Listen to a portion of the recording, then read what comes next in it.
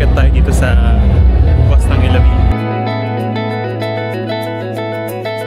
Kamusta yung upuan, pre? Okay naman. Lambot, malambot. Tagline mo nga, pre. Yun, no? Pwede na, no? Ganda, no? Legroom check, legroom. Lawak din. So, wala siyang footrest, pero meron siyang leg rest. Ayan. May leg rest siya dito. So, pag nakaupo ka, okay lang eh. So, ang ganda ng design na ito. So, ang ganda ng aircon louvers. Ayan. Ganda ng aircon louvers. Lock na. Dashboard check, pre.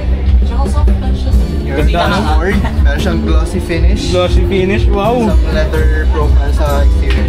Ganda, no? Cambio natin, very modern. Nandito na sa dashboard, naka-integrate. Cambio mo nga kung matapang ka. Oy, wag! Upuan ng driver naman. Oy, bounce check. Grabe naman yun. For more comfortability. Pwede yan sa lahat. Then, itong bus is 6 speed. 6 manual. Tapos, meron din silang TV, oh.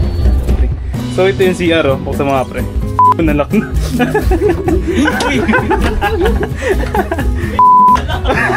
Ay, dito.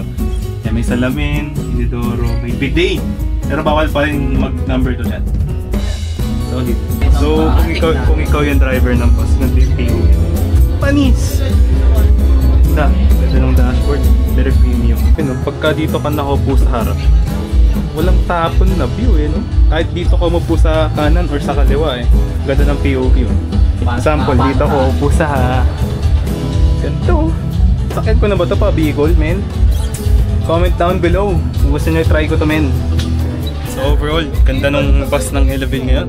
2x1.